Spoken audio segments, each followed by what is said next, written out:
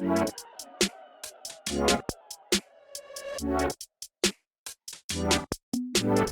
here at NFT Fest, we have got the amazing Charis Campbell from Binance Australia, GM. Hello, how are you? Good, doing very, very well. Diving in, crypto, the devastation that we're in, what is the light that you're seeing at the end of the tunnel? Look, that's actually a great question. I sound like a politician.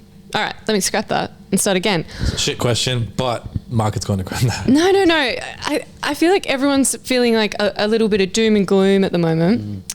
I met with a project on Monday and they're feeling a little bit disheartened. And I said, let's think about this for a second, take a step back.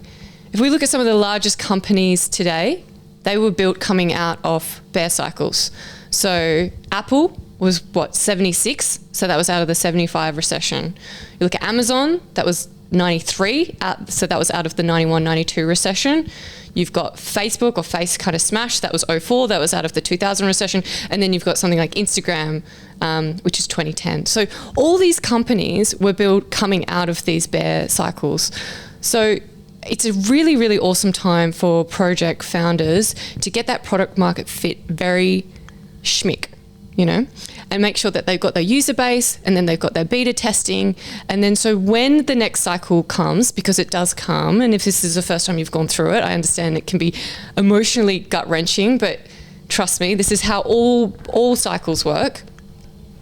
You come out of it and then your business model will be robust enough in order to thrive in the next bull run. Product market fit. What do you think a majority of businesses and brands are getting wrong?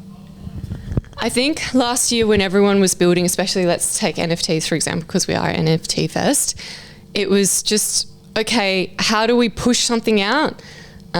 We mint it, we make some royalties in the first 24 hours, and then that's it. So there was no value kind of sitting behind a lot of the assets. It was just the hype.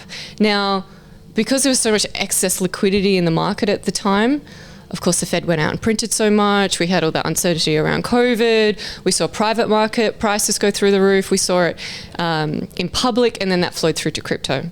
So everyone had all this extra cash floating around, and it just felt like that anyone could go out there and push a project, make a quick buck, which they did, and then that was it. There was kind of no long-term strategy or thinking outside of that. They just took advantage of the hype.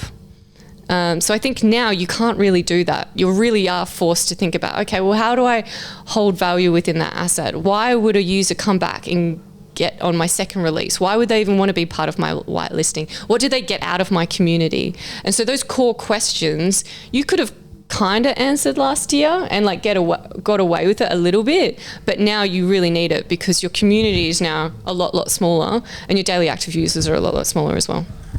Beautiful. I saw, I think on social media somewhere you called yourself a degen. What does that mean to you? What does it mean? Like for me personally, one of the reasons that I work in crypto and I've come from that traditional finance space is that I just didn't fit in. So I was that kid in high school that was listening to The Clash and the Sex Pistols and punk music and everything like that from the age of 5, right? That was like one of the good things that I got from my parents. I have a really good taste in music. So I always had this kind of rebellious side to me.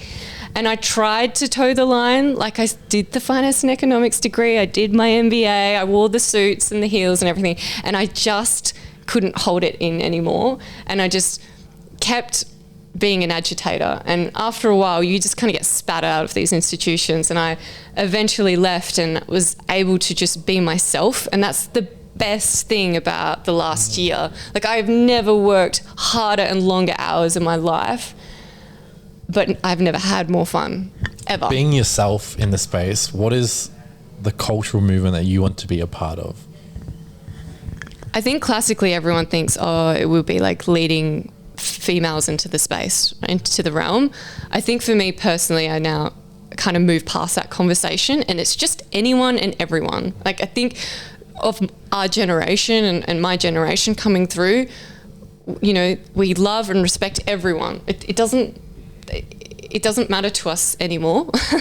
and I say that with the utmost respect of just going, everything now, I just want to be part of a movement where I can provide financial literacy to this next generation coming through so that they have the tools and resources in order to make smart financial decisions. Right? And so the opportunities that were presented to our parents and to our grandparents, especially in the property space, aren't an option to us anymore. So we need to start thinking about how do we build that financial security. And so that's the movement I want to be part of. Genders, sex, religions, whatever, everyone is welcome. Everyone is welcome. And that's the movement I want to be part of, that financial independence. Love that. NFT MELB. Connect, create, collaborate. Oh.